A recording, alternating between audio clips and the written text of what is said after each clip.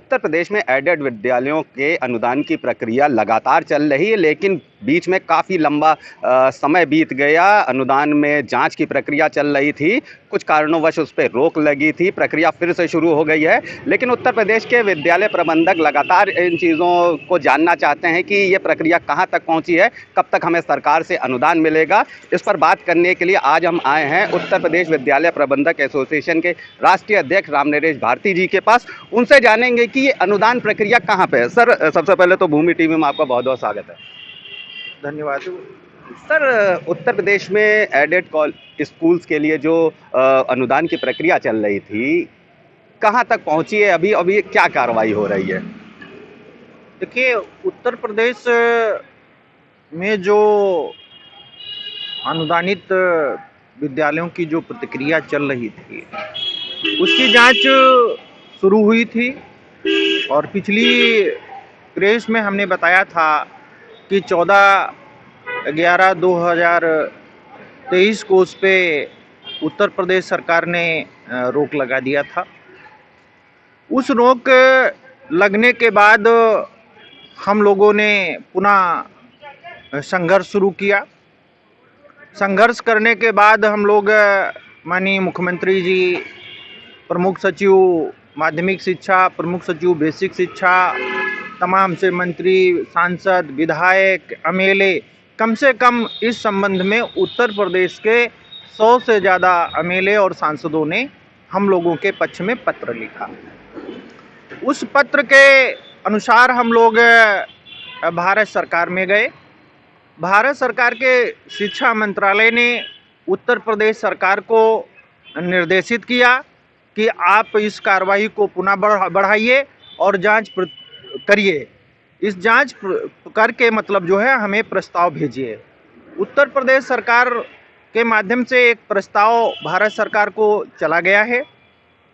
जो भारत सरकार तत्काल उस पर अनुदान संबंधित कोई निर्णय लेगी और उत्तर प्रदेश सरकार को ये निर्देश देगी कि इन विद्यालयों की पुनः जांच करके आप अवगत कराएं, और जांच होने के बाद जो विद्यालय ठीक पाए जाएंगे प्रदेश में, जो अनुसूचित जाति, पिछड़े वर्ग और सामान्य गरीब को जो शिक्षा दे रहे होंगे, एक्चुअली उन क्षेत्रों में संचालित होंगे, उन्हीं को ये लाभ मिलेगा। और इस योजना का नाम हम लोगों ने भारत सरकार और उत्तर प्रदेश सरकार को सुझाया है कि पंडित दीनदयाल समग्र शिक्षा योजना इसका नाम रखा जाए। और समग्र शिक्षा योजना का जो बजट है भारत सरकार का, उससे इसको जो है उत्तर प्रदेश को 200 करोड़ रुपए का बजट अगर मिल जाता है तो उत्तर प्रदेश के कम से कम 500 से ज़्यादा स्कूल इससे लाभान्वित हो जाएंगे। उसमें जो कार्यरत शिक्षक हैं उनकी संख्या जो है 4665 है, उनको लाभ मिल जाएगा। उसमें जो चपरासी होंगे उनको लाभ मिल जाएगा, क्लर्कों को लाभ मिल जाएगा, और भवन बनाने के मरम्मत करने के लिए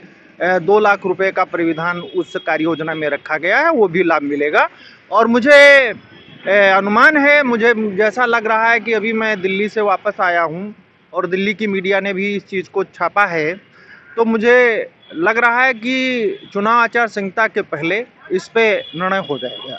सर, उत्तर प्रदेश में विद्यालय प्रबंधक काफ़ी समय से अनुदान की लगातार मांग कर रहे हैं। प्रक्रिया शुरू भी हुई थी, जांच तक आप पहुंची थी, लेकिन जांच पे रोक लगा दी गई। क्या कारण रहा ऐसा कि जांच पे रोक लगानी पड़ी थी? देखिए, जब कोई प्रतिक्रिया शुरू होती है तो हम अनुसूचित जाति, पिछड़ा वर्ग और सामान्य जाति के जो गरीब बच्चे हैं उनके शिक्षा उत्थान की बात करते हैं। यहाँ पर अन्य संगठन हैं, वो लोग कॉमन अनुदान की बात करते हैं कि सीनियरिटी के ऊपर अनुदान लिया जाए, सीनियरिटी के ऊपर अनुदान दिया जाए। जो विद्यालय 80 में मान्यता प्राप्त है तो उसको अनुदान दिया जाए, जो विद्यालय उससे पहले है उसको अनुदान दिया जाए। यह उनका भ्रम है, क्योंकि हम समग्र शिक्षा योजना के अंतर्गत ऐसे विद्यालयों को अनुदान की मांग करते हैं कि जो एक्चुअली गरीबों को शिक्षा दे रहे हैं, जो एक्चुअली उनके कल्याणार्थ अपना जीवन व्यतीत कर रहे हैं, उनके अनुदान की बात कर रहे हैं। और उस पर कुछ कथाकथित संगठनों को जब इस चीज़ का भनक लगी, उनको लगा कि मतलब जो है ये मतलब जो है ये लोग अनुदान पा जाएंगे, आगे निकल जाएंगे, तो उन्होंने इसका मतलब जो है एक शिकायत किया कि नहीं इस तरीके से नहीं उस तरीके से, तमाम तरीके की बातें करने के बाद उस पर उत्तर प्रदेश सरकार ने रोक लगाया। फिर हम लोगों ने जब संघर्ष शुरू किया तो वो रोक मतलब जो है पूरी तरीके से समाप्त हो गई और अब पुनः भारत सरकार के निर्देशानुसार सारे लोगों को अनुदान मिलेगा। सर, उत्तर प्रदेश की अगर बात करें तो लगभग कितने विद्यालय ऐसे हैं जो वर्तमान में अनुदान चाह रहे हैं? लगभग क्या संख्या होगी? देखिए, उत्तर प्रदेश में 45,000 स्कूल हैं।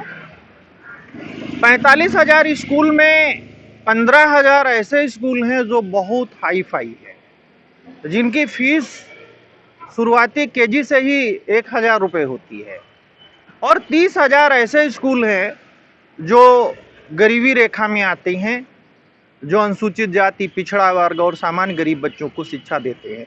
उनमें से जो हम लोगों ने सर्वे कराया, ई अनुदान पोर्टल के माध्यम से उन पर अपलोड कराया, नीति आयोग में रजिस्ट्रेशन कराया, ऐसे स्कूलों की संख्या 515 के करीब करीब है, जिनकी लिस्ट हमने भारत सरकार को और उत्तर प्रदेश सरकार को प्रस्तुत किया है।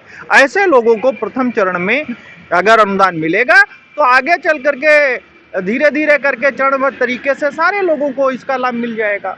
सर, एक और बात हम जानना चाहेंगे कि जैसे कुछ विद्यालय अनुदान पा रहे थे, फिर बीच में कुछ प्रक्रिया रुकी, तो कितना समय हो गया होगा पिछला अनुदान मिले और इस अनुदान की प्रक्रिया तो अभी चल रही है। पिछला अनुदान कब मिला था, कितना समय हो गया लगभग?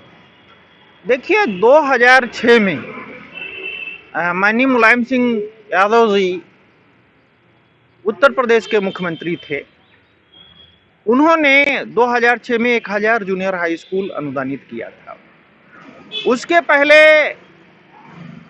मतलब जो है 184 स्कूल समाज कल्याण विभाग से अनुदानित हुए थे।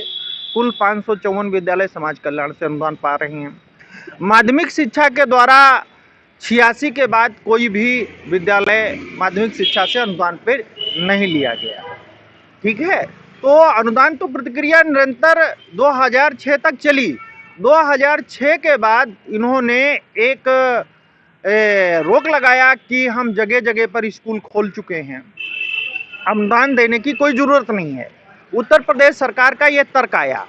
जब उत्तर प्रदेश सरकार का ये तर्क आया तो हम लोगों ने उस पर तर्क किया और उनका खंडन किया कि भाई जिस गांव की आबादी 2006 में 500 थी, उस गांव की आबादी आज 1,000 हो गई है।